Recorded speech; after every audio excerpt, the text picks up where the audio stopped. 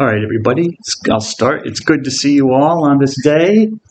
Not a sunny day. We've had plenty of sunny days. It's a gray day, but I guess the Lord thinks we need gray days as well as sunny days. And I noticed they're putting in trees on campus, so that's nice. Get some more trees on campus, some more shade. But I'm going to, so enough of that. Move on to our topic, which again is the moral or the natural moral law. Let's see what we can do with that today. And I believe I stopped on positive law, eternal law, divine law, and positive law. So I'll start up with that. It's weird, Mr. Thatch.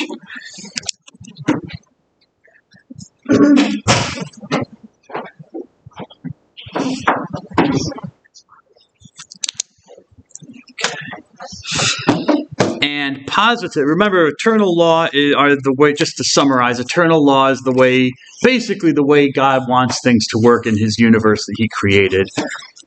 Divine law, or the natural moral law I'm going to talk about, so I'll get to that in a moment. Divine law is basically revelation, when God reveals extra laws, things that he wants people to do that might not be obvious from the natural moral law. Something like resting on the seventh day of the week, the Sabbath day, which is not something that's really obvious from following the eternal law, the way the universe works, because time just goes on. One day is the same as the other. No day is necessarily more special than the other, according to the eternal law. But God does make a special day when he tells the Jews, the Israelites, that on this particular day of the week, I'd want you to rest. So that would be an example of a divine law. God positively tells them, I want you to do this. It's a revelation. It's not something you would just know from using your reason. It's a matter of faith, following what God reveals. And then we have positive laws. And positive laws are simply rules of behavior that we enact for ourselves.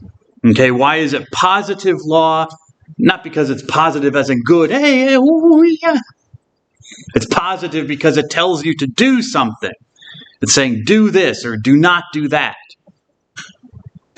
And positive laws are prescriptions of human authorities, both in the society and in the church, about what one is allowed to do and what one is not allowed to do. It establishes structures to enforce those laws. So we have a police force. What's the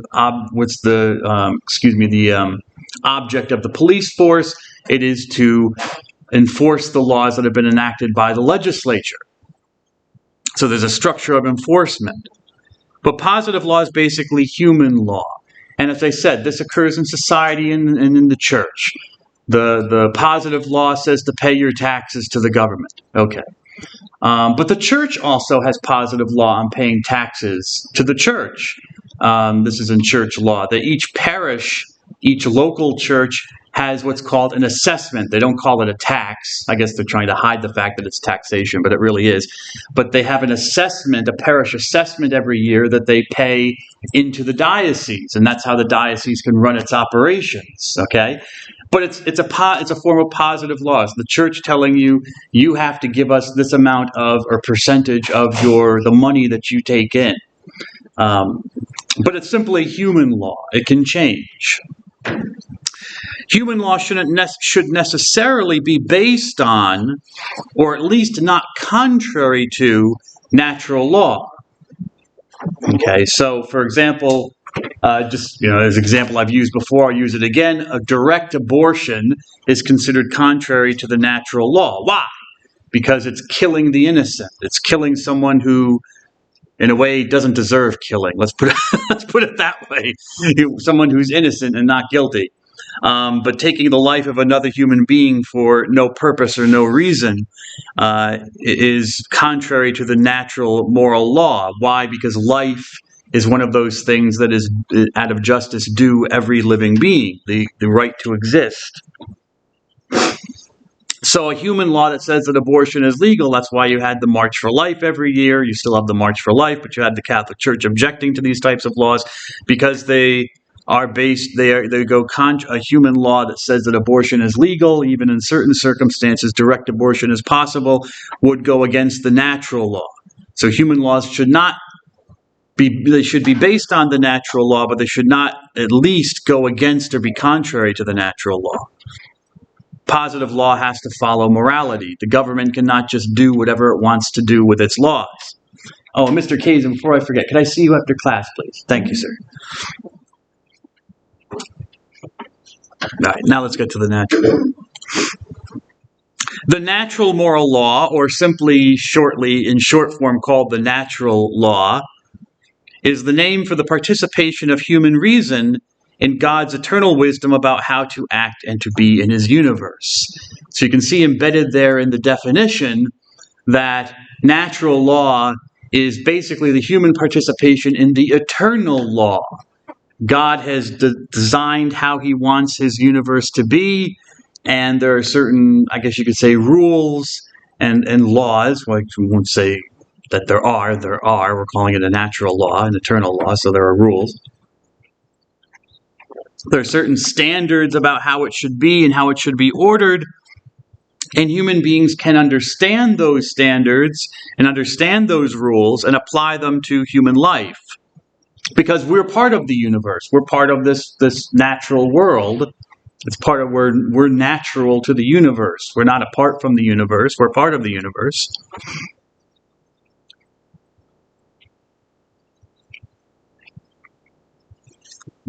Take my eyeglasses off. Okay. According to Stanley Grentz and J. Smith in their Pocket Dictionary of Ethics, it's a nice handy-dandy little reference work. Not too long. It's a good little dictionary. Hence, it's a pocket dictionary. It's little. The natural moral law is a norm for ethical behavior that is deemed binding on all humans because it coheres with the human essence or with the structure of the universe, perhaps because it was legislated by God. We know how the universe works. The universe works in certain ways. So we can call them laws, and we do call them laws. And if we act counter to that, there's a repercussion. There can be a negative consequence, a lack of benefit to that. And you kind of know that, you can see that. I mean, a person who jumps off a cliff is going to be subject to the law of gravity, which is part of God's eternal law. It's part of how the universe simply works. And sometimes even physicists don't exactly understand how these things work. They just know that they're there. They know there's gravity. Physicists don't exactly understand why there's gravity or where it comes from, but they know it's there and they know how it works. So if you think that I'm going to throw myself off this cliff and gravity will not be applied to me in my particular circumstance, you're probably wrong.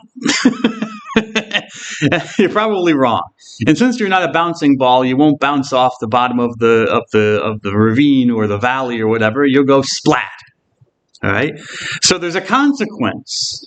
If there are these laws in the universe and there are ways of acting, and the ways of acting have consequences, good and bad ones.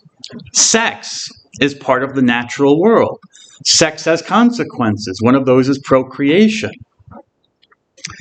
which is a big deal because you're bringing another human life into the world if you do procreate. Not always. Sex is not always procreative. That doesn't always happen. But when it does happen, then there's a new life created. There's now a permanence to the relationship between these two people because they've created a new life. Responsibilities are now entailed. You have to raise this life, okay, and take care of it. But that's a good. But there can also be lack of benefits, which is why people try to avoid procreation. They use condoms or IUDs or perform an abortion, something like that, if the life is present, to kind of get around what is the natural effect of the sexual act.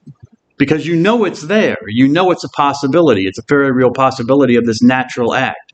There is a consequence to the action. So even in moral actions, there are consequences in the world, in nature, that can follow from the action. It's not simply what could you say, not immoral, but there's no action does not have a moral quality to it.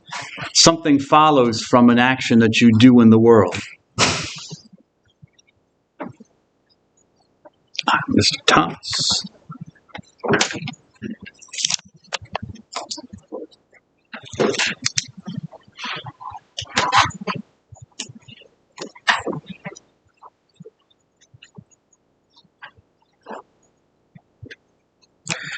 The natural moral law is not the laws of nature. Okay? When we say natural moral law, we're not talking about gravity or thermodynamics, something like that. That's not what we're talking about. Or mass, that the thing has weight or mass. That's not what the natural moral law is. The laws, if we want to talk about the laws of nature, we can look to the eternal law of God and God's divine wisdom. The eternal law does concern how the universe should work. The natural moral law, because it's moral, it's looking more towards activity, human activity. Just as there are laws of nature, there are ways that the universe works in its natural world, in its material world. There are effects, there are things that happen from human moral actions, some of them good, some of them bad, that follow from the action itself. How is it a natural moral law? First of all, what do we mean by calling it the natural moral law? It's natural, and maybe I put this on the PowerPoint. Yes, good. It's natural because it corresponds to human nature. That's why it's natural. It corresponds to the human essence or human nature. It's natural in the sense that it is rational. It is open to human reason, to be understood by our intellects. It's moral because the word moral simply means practice. It means, moral means the same thing as ethical. Okay, ethos means a habit or a custom, something that you do. So it's things that you do, actions. So it's moral because the natural moral law reveals through practice what should be done and should not be done. If you don't want to get someone pregnant, or your girlfriend pregnant, don't have sex with her. It's that simple. I mean, there's not, it's called abstinence. There's not much more you can do. Of course, now we have technology, and we can use technology to intervene. As I said, use a condom. You can use an intrauterine device, an IUD. You can take a pill, a birth control pill. People didn't have those maybe a century ago, but now we do. And then the question becomes, the moral question becomes, are those interventions themselves moral or not? Or are we impeding what is the natural process of the sexual act? I don't know. We'll get to that. I'm not talking about it now. I'm not going to tell you. I don't want to, give you a spoiler alert. But you can know if it's sex, the church is probably against it. Because she doesn't want you to be happy. Anyways, but there are consequences. There are natural consequences. There's a natural consequence to taking a human life. The consequence is that person is no longer in existence. That person, of course, their soul is in existence still, and we believe as Christians that we'll be resurrected with our bodies on the final day. But nevertheless, the person is no longer in existence. They're dead if you take their life. There is a natural consequence. So through practice, we understand, and that's a disbenefit, that's a disvalue to that person who should be living. It's a disvalue to the sexual act that if procreation is impeded, because procreation is something that is actually a good thing. It's a benefit to the human person. So we learn through practice things that should be done and not be done. So it's moral in that sense. And it's a law because it's meant for all people. It's universal in all circumstances. So it's unchangeable, or it should be unchangeable, because it should be applicable to all circumstances, which makes it a law. So the natural moral law.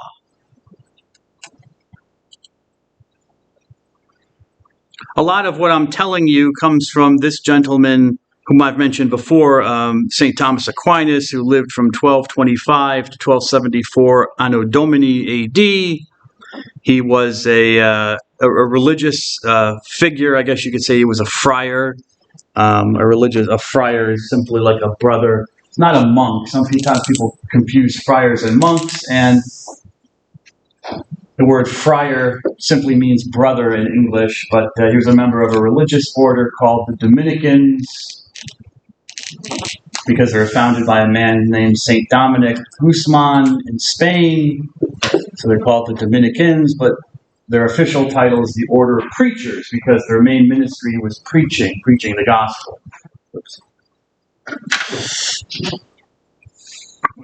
Pullman is here.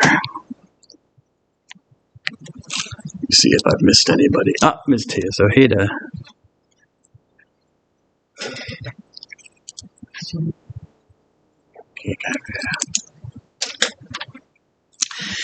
And he was a great Christian thinker from the medieval times. The 13th century is the Middle Ages in European history.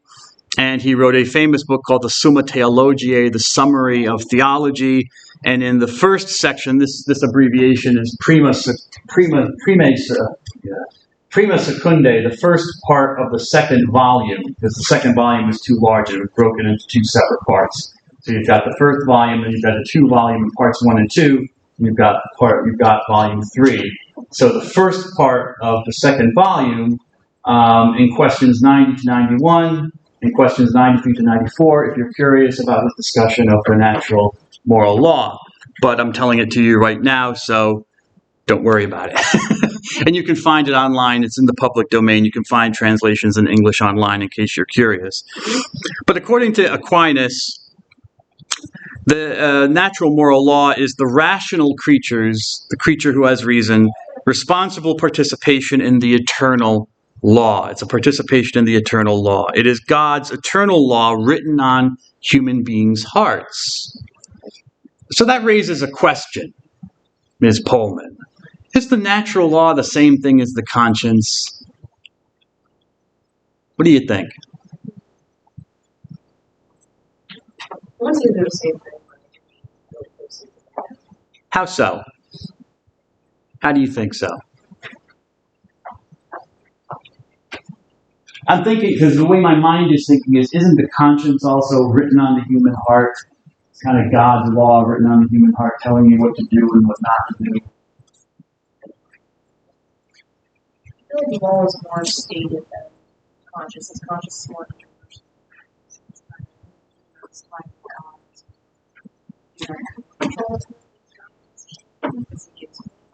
Okay, gives you what? Conscience and natural. Okay, conscience. Okay, that's interesting.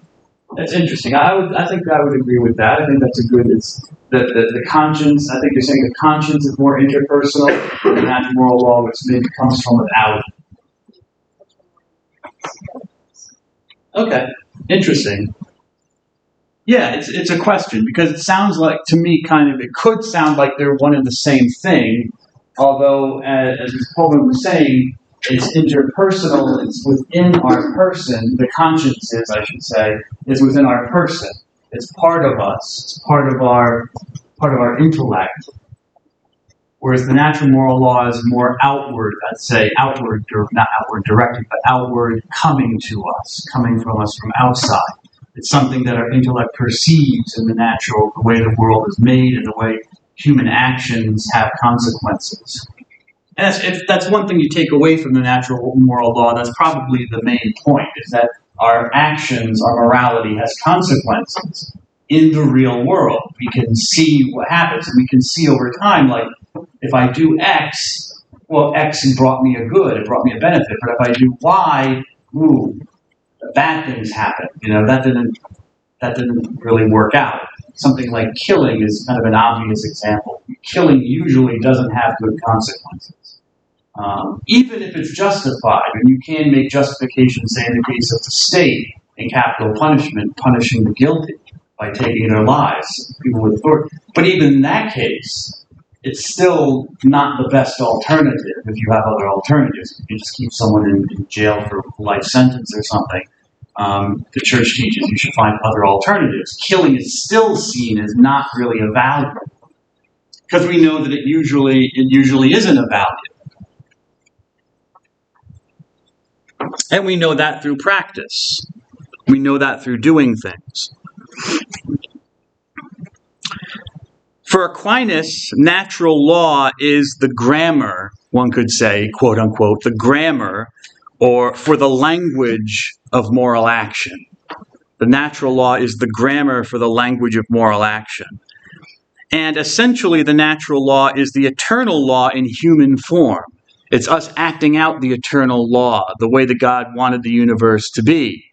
Though it's a participation in the eternal law, the natural law is a work of human intelligence and freedom. Again, we have to think about the actions that we do, and we have to analyze the repercussions, the consequences of those actions. And if the consequences are good, we have a good indication that the action conforms with the natural moral law. But if the consequences are typically bad, then we have an indication to our intelligence that those actions are contrary to it. Now, what if they're both good and bad? You're not sure. Well, then that brings up debate. You have to ask questions. You need more data. You need more information, perhaps. It might not be clear whether something is contrary to the natural moral law or not. You might need an authority to intervene. Enter the magisterium, which might need to intervene and say, no, this action is contrary to the natural moral law. Say, for example, a practice like masturbation. Masturbation, you're doing it to yourself. Yes, I'm talking about masturbation with my coffee, Mr. Thomas. Yeah. It's too early to talk about masturbation. No, it's not, Mr. Thatch. I'll talk about what I please. And masturbation pleases, okay? It's, a person who is stimulating their sexual faculty, which is pleasurable. So you're not really hurting anybody. You're pleasuring yourself, which you could say is a good or a benefit. But on the other hand, what is the sexual faculty to be used for? It's primarily used for procreation. That's what the genitals are there for. They're there for, well, of course, to relieve yourself of waste from the body, but to also procreate and pass on human life is one of the purposes. So on the one hand, so you're not doing that if you're masturbating. And so that's a disvalue. So you can say that there's a value to it, the pleasure I'm getting from it, but there's also a disvalue. I'm not ordering it towards what its proper end is, which is procreation. I'm just ordering for maybe a selfish end to make myself feel good. So, but you could debate, because there is a good part there, and so enter the magisterium to tell you that no, according to the natural moral law, masturbation is intrinsically evil. It's within it, the act itself, because of its selfishness, and because it's going against the natural purpose of the sexual power that your penis or vagina has been created for, created by God for, and willed to exist and to work in a certain way according to the eternal law. No, the church can say that it is contrary to the natural moral law. So that would be an example of something where you might have some question marks that can be resolved by the magisterium. Whether you agree with the magisterium's reasoning is another question, but nevertheless. The natural moral law is an achievement is a work of human intelligence, and it's an achievement of the practical reason. You have to practice it in order to understand it. And man and woman, participate in the eternal law through mastery over his or her actions, over their actions, and through self-determination. Just as the eternal law is universal and unchanging, the natural law is also universal and unchanging. It is permanent. Now, whether people recognize its permanence and agree on what are the precepts or the laws that comprise the natural moral law, that's a whole other question, okay? Because since it is a work of human intelligence, and human intelligence is not always clear about things, we can get things wrong. Whether constantly needs to be a consideration, a thought process involved. So when we're thinking about the natural moral law, so that we can come to the right conclusion. Reason naturally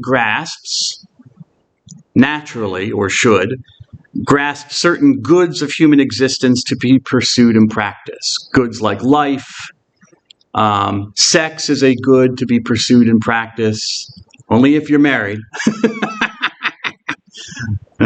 Anyways, community, God, truth, these are goods that are to be pursued in practice.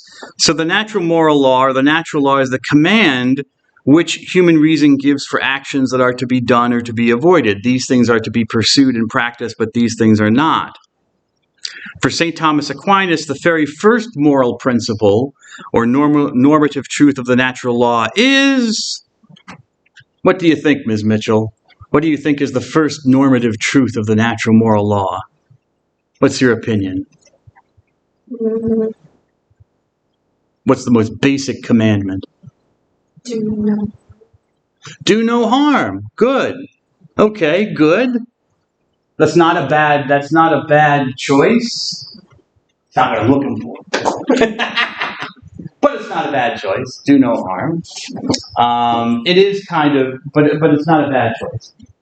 Think that, or recall the fact that Thomas Aquinas is a Christian friar.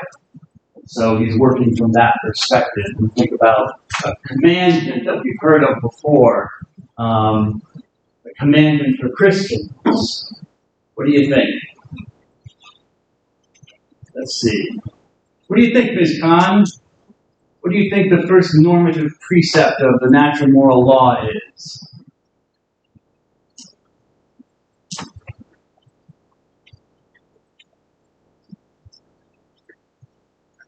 If you could just pull anything out.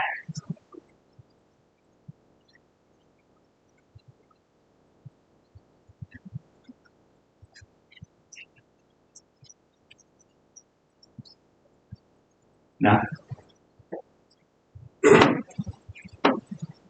No opinion?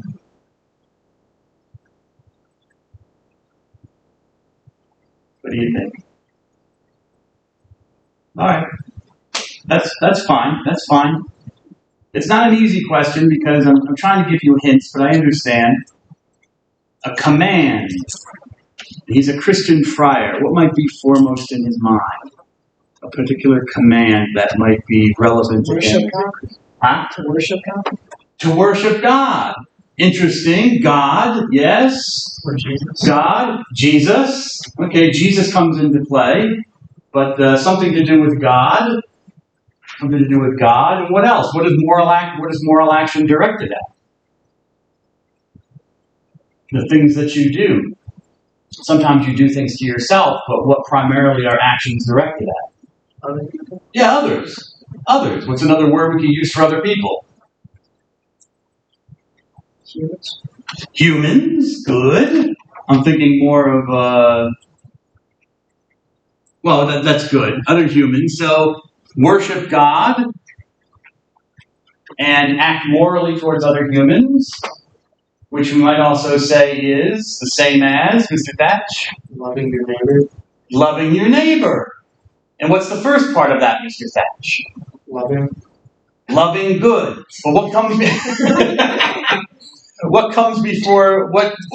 Because this comes from Jesus, this teaching, loving your neighbor. Well, actually, it goes back to the Old Testament because it goes back to the book of Leviticus. Love your neighbor as yourself. I think I showed you that. But what comes before even loving your neighbor? What's the fundamental or the foundation for loving your neighbor? Yourself. As yourself, good, love yourself, but yes? Love of God. Love of God. So love of God and love of neighbor. Okay, the greatest commandment. So that for Thomas Aquinas is the foundation, the first principle, the first precept of the natural moral law. It is the first moral precept. So we come back to our old friend of love of God and love of neighbor.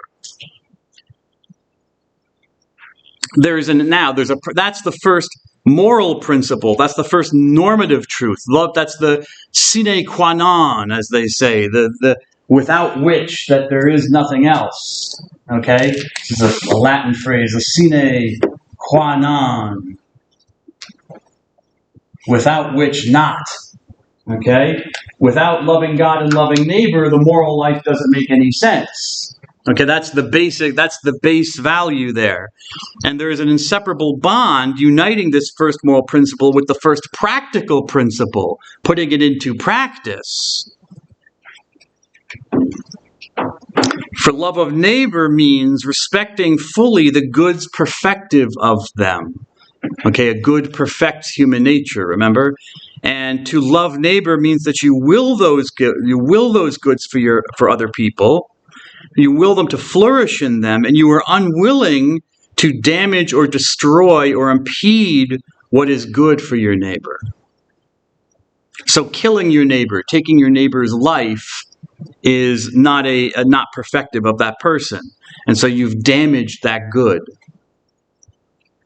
The first principle of practical reasoning, maybe I put this on. Oh, okay. Good. The first principle of practical reasoning, what you do, the first principle of moral reasoning is that I should love God and love neighbor, which of course is doing things, but that's more of a principle. You should love God and love neighbor. You're being told what you ought to do. But how does the rubber hit the road? And practically speaking, that to do the good and avoid evil. So that's the first principle of practical reasoning. Anything which contributes to the perfection of the human person would be a good. Anything that detracts from that fulfillment is evil. Again, our definition of the good, that which ultimately benefits the human person. It's a benefit. The good is that which all persons, all human persons, desire. And we desire it because our human nature, remember, the natural moral law, our human nature is inclined towards these things. It's inclined towards goodness. So things like life, being alive, procreation, food, community, knowledge of God. Now, for some people, they would not include knowledge of God, but Thomas Aquinas would, so I would, and I would as well. God is our ultimate good, the ultimate thing that we're tending towards, because that answers the question of where are we going? Where is all of this going? Because if it's going nowhere, then we end into nothingness.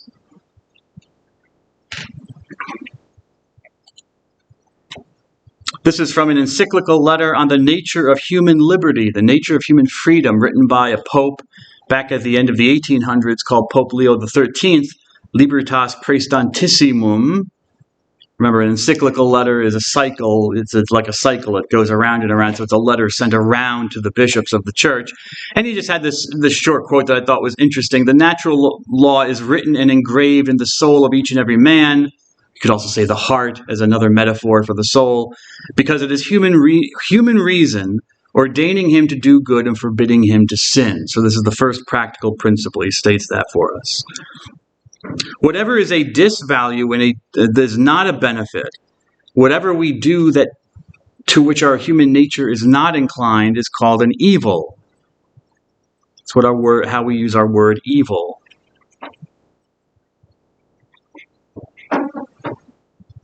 Which comes from the Old English word uvel, which means whatever causes pain. Whatever causes pain. So you see the kind of naturalistic understanding of what evil is. It's, you could put do good and avoid evil into utilitarian terms as, to accumulate pleasure or tend towards pleasure and avoid pain. It's kind of saying the same thing as the principle of practical reasoning. It's not exactly different. So you could have in a way, a natural law utilitarian ethics. Whatever is useful towards getting you towards doing the good and avoiding evil is what you should do. And you have some foundation for this in where the word evil comes from. Something that causes pain, but it also is something that is useless. It has no use. So that's what utilitarianism is all about, if something's useful. I'm not saying that utilitarianism always works in a Catholic ethic, because I think there's more to a moral action than simply its usefulness.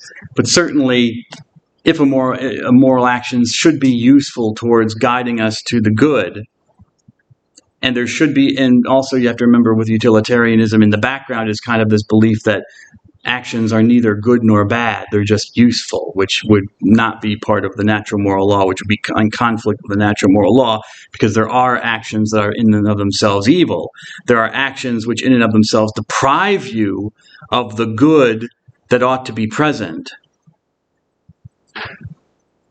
Evil is a lack of any good or benefit which should by nature belong to a thing.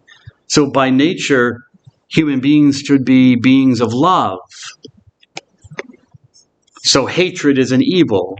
It's the absence of love. Bigotry is an evil because it's also an offense against love. It's also an offense against justice, giving people what is their due respect as other human beings. So I treat a whole class or group of other people differently, negatively, because of my view of them. Not only am I not loving them, showing them compassion, showing them care for them, but I'm also being unjust to them because I'm not treating them like I would treat other groups that I would treat positively. Killing is an evil. It's death. Death or killing something is a privation. It's a taking away of the good of life. Life is a good thing. Being dead is not a good thing, or being out of existence is not a good thing. It's an evil. And so we should avoid it as much as possible. Sometimes you can't avoid it. Obviously, we're all going to suffer the evil of death in our life. We're all going to go down that road, or through that bright white light. Who knows? But anyways, sometimes you can't avoid it. But it's not a good. That doesn't make it a good. Choosing to deprive yourself of a good which ought to be present is what we call in theological, religious language, sin. That's all it is. Sin is an offense against God as well as against reason, truth, and right conscience. God is a good of our existence.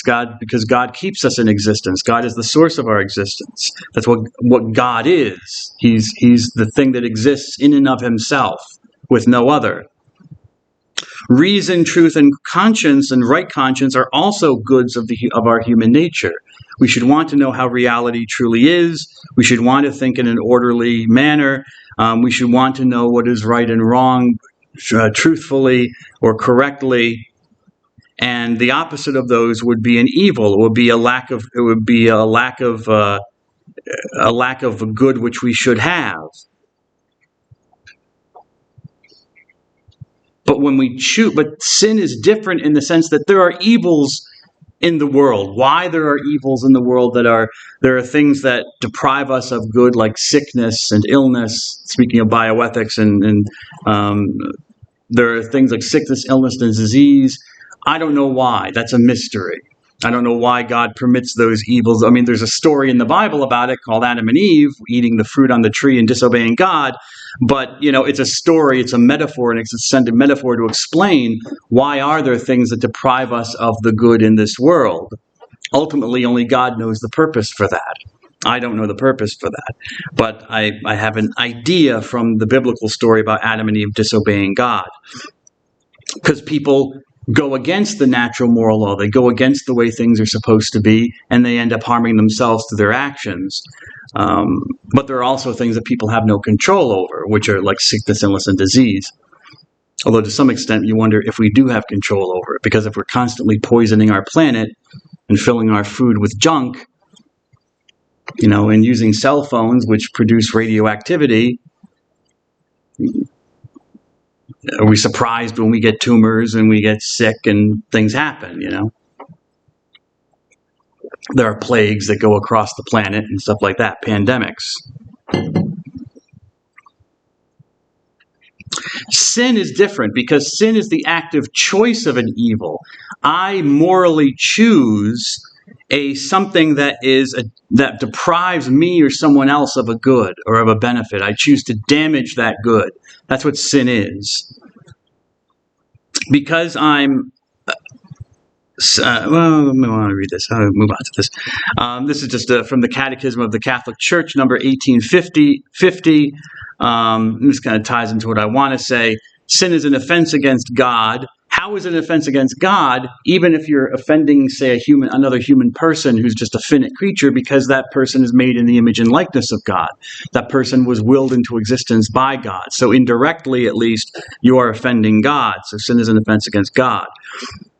But it's also a sin because you set yourself against God's love for us and turns our hearts away from it. There are ways that God is not like a dictator who just imposes rules arbitrarily. There are laws in his universe for reasons. They're not purposeless. Okay, so there's a purpose, and the purpose is human flourishing, the benefit of human nature. So when I choose to go against that, I'm turning away from God's purpose and from love, because he's done this out of love. If God is a good God and not just some capricious God who's like, okay, I want to torture them with rules, I just give them all these rules and, to harm them or to confuse them. That's you find this in paganism. The pagan gods were capricious. That's one of the things that was different about the Jewish God from, say, the surrounding cultures of the pagan gods, is that the pagan gods, you didn't know what they want half the time. That's why you had to constantly offer sacrifices to them to make them like you, to make them do good things to you, because you didn't know what was going to make them angry. But the Jewish God was known for being good and being consistent and just in the rules that he gave to his people. So if we know that there is a good God, then the law, we can assume that the laws or the rules that he gives are given out of love and goodness. They're directed towards goodness and not towards lack of goodness, which would be evil. So sin is disobedience. It's a revolt against God through the will to become like God's, knowing and determining good and evil. So I disobey. I decide I'm going to do what I'm going to do, what I choose to do, and I'm not going to listen to a God. I'm not going to listen to any sort of revelatory source, the Bible, the church, whatever. I shouldn't say the church is a revelatory source, but say the Bible or Jesus, or even certain authorities which might give me guidance, like the church, the magisterium, or even my reason, or even the natural law. I'm not going to listen to any of these things. I'm going to simply decide to do what I want to do. So it's a form of disobedience. I'm going to be God now. I'm going to make my laws for myself. And you just have to look out at the world and say, how's that working for us? How's that working for us? Just watch the news every night. People make those decisions. And they're free to make those decisions. And usually there's a gun involved. You know what I'm saying? Or a bomb or something like that, or a knife. How's that working for us? We become like gods. We determine who will live and who will die. We determine who will tell the truth to and we won't. We will determine, what we're going to do with our bodies and what we're not going to do with our bodies or do with other people's bodies. We become like God. Sin is thus love of oneself, even to contempt of God, which is a citation from a book by this man, St. Augustine, his book, The City of God. In this proud self-exaltation, sin is diametrically opposed to the obedience of Jesus, which achieves our salvation. And that's people wonder, why did Jesus die on the cross? It wasn't like a suicide mission. It was obedience. Jesus had a mission. He was going to follow the mission no matter where it took him, even though it took him to his own death. The Romans did not have to crucify Jesus. They had that freedom of responsibility to say, no, this guy's innocent. Maybe he's eccentric, but he's not, doing anything wrong. We'll let him go. But no, the Romans didn't. They gave in to the power of the crowds that were screaming for the death of Jesus, and they crucified him. They didn't have to do that. Sin fails in love for both God and neighbor by attaching a human person's will to creaturely proximate goods. Well, what does that mean? Well, that's just a fancy way of saying that we love the creature more than the creator. We love the thing that doesn't last more than the thing that's everlasting.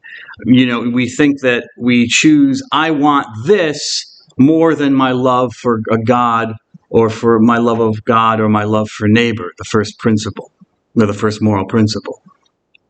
That's what's going on in sin. I'm choosing this thing, and it's a thing. It's just a part of the natural world, whatever it is, some pleasure that I want to seek, or some physical thing that I want, and I'm going to choose this over God or another human being. So sin is a clash of divine and human wills. God wills X, I want to do Y, so I choose to do Y. And human beings have the free choice to rebel against God's will. That's part of the way God created the world. He gave human beings, yes? I mean, maybe I'm just thinking too far into it, but maybe, like, I don't know, so, like, the whole thing with, like, original sin, that basically, like, God being like, okay, well, they have the option to, like, do bad. Like, it's in their nature to do bad. Is that, like, kind of what that is instead of, like, the evil? That's an interesting question. Original sin. Well, the word, original means in the origins. So, what I mean is that kind of like God being like you said, like, it's in their origin to basically do bad things. Like, well, let's put it this way: when we read and we can see, if we just look out at the world, we don't know, do we? Because when you look at human beings do good things and do bad things. So you could say, yeah, it's in our origins, it's in our nature to be both good and bad, right? So how would you know? Just looking experientially at the world. This is where I would say revelation comes in. Something like in the Bible, the story of Adam and Eve. Because without revelation, we wouldn't really know. We wouldn't know, we wouldn't even know if God is good. Because there's evil in the world. So, so is God both good and evil, or is he fully good, or is he evil? Yeah, hopefully. So I'll give you what the revelation is from Judaism and it comes into Christianity, which is that God created his creation good. And that's emphasized in the story, the mythology, the Jewish mythology about the creation of the world. God looks out at the world that he creates and says it's good, something like 7 times. And after human beings are created, he calls it very good. So he ups the ante. It's now very good because humans are. So that tells us something about the way God intended his creation to be. He intended it to be good, not evil. Now, how does evil come into play? And then the story continues with Adam and Eve in the garden, and they apparently have freedom because they're allowed to do things. But with freedom comes responsibility because their actions have consequences. And they choose at some point, and this is the story of Eve taking the apple and eating it and giving it to Adam, and he eats it. And it's a story, it's a metaphor, okay? It's not so much that they took a piece of fruit and ate it. It's the disobedience. God told them not to do something, they decided they were going to do it anyways. That, according to the Bible, that's what brings evil and death into the world. Not that the world itself was evil, the world is good because God created it good, but it brings into human action. Now we have that, we can now misuse the freedom. Does that answer your question, or give you? Yeah. Okay. If I understood it correctly. Yeah. Okay. Yes, and then so it's just kind of like, so you're basically like born evil. Like, I don't know. No, you're not born evil. Born, because like sin's the evil, then you're like already born with sin attached to you. Yeah. There's something in Adam, in our first parents. We call them Adam and Eve, but obviously we know from genetics that a bunch of primates who evolved in Eastern Africa. But at some point, one of those primates was like, one, 2, and I think God's like, I can work with that guy, let's find him a mate, make more of them, that's just how in my crazy mind I think it happened. But what original sin means, it does not mean that you're born evil, but that in our human origins, at some point, we have this tendency to choose our own will over the will of God, over the will, or even if you don't want to say God, if you're, say, an atheist or agnostic, over our consciences, or over what we know what is the right thing to do. And people do that all the time. People will admit, even if they don't believe in a God, that sometimes in their life they've done things that they know they should not have done. And they're regretful of that. We call regret and shame. So even just naturalistically, people realize that there's something wrong in the way we are, that we choose to do things. Now, this is where babies come into play, because babies are beautiful and they're cute and they're adorable, but they're still human beings. They have that capability and that possibility. So it's not that we're born evil. We are born with that capability for doing evil, which can start to come out, and does come out. Because you don't have to be very long around kids that, you got a little 2-year-old and they're playing around and, one of them wants the toy and slaps the other kid. Well, where does that come from? You didn't teach the baby that. So where does that come from? So that's what the story in Genesis is trying to get at through the metaphor of Adam and Eve and the apple and teaching us a truth. One of the main truths is that God did not create evil because God is good.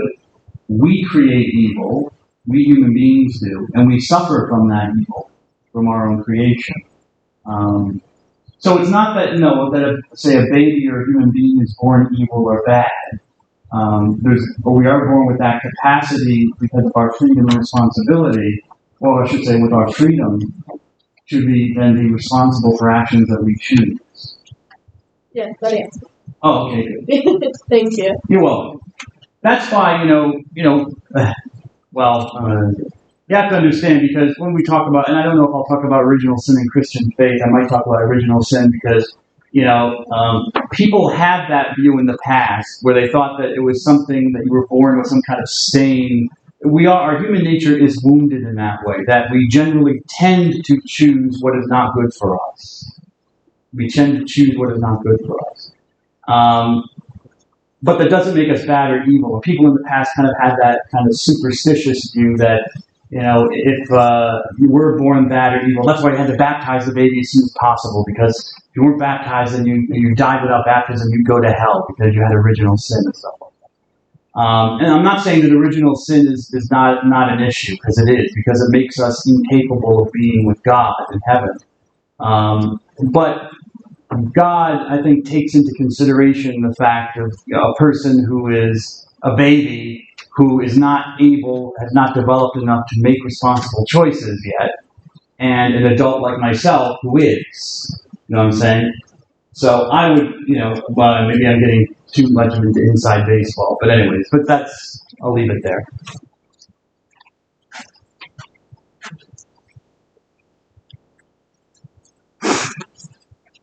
Okay, so we have free choice to rebel against God.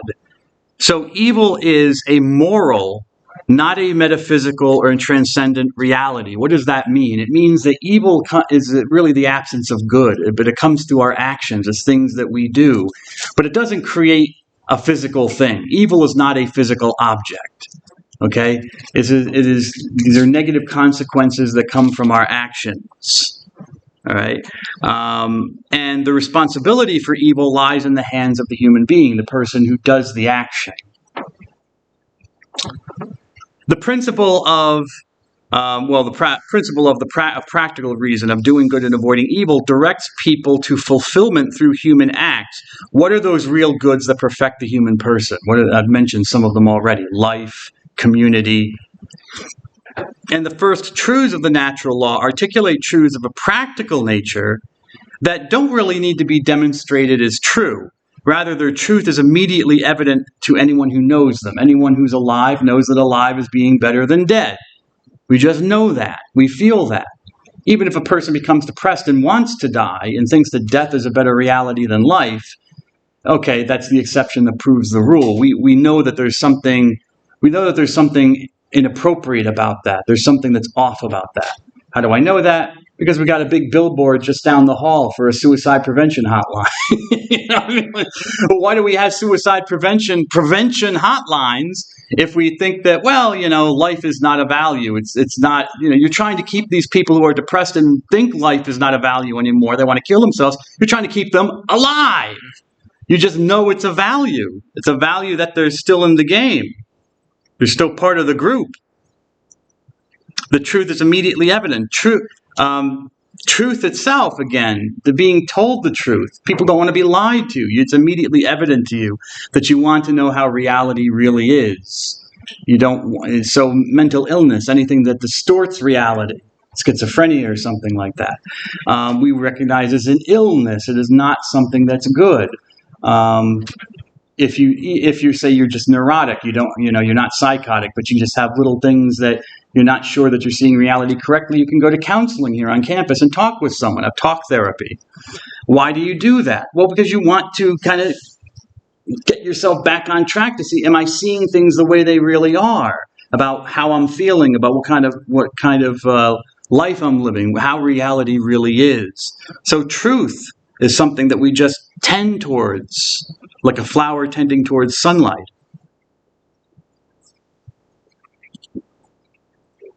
This is from a book by William May, who's a bioethicist and ethicist, Catholic Bioethics and the Gift of Human Life.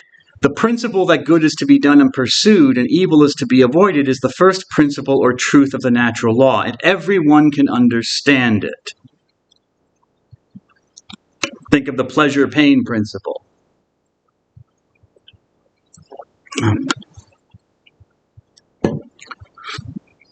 Even, monocellular organisms can, you put a little, put them in a petri dish and put little electrodes in the petri dish in the fluid and shock them, they move away, So even, organisms, very simple organisms, can recognize the principles of pleasure and pain, or when something is not a benefit to them. It's obvious. To do good and to avoid evil is obvious, even at the most basic level of life, that we avoid things that are not a benefit to us. It is not an empty principle. It can be specified by identifying the real goods, perfective of human persons, aspects of their flourishing or full being, and these goods are grasped by our practical reason as purposeful ends of human choice and action. Okay, so they give reason to what we're doing. When it says purposeful ends, they have purpose and meaning of human choice and action. They're what we do to ourselves and to others is not indifferent. It's not indifferent. Let me just check something here.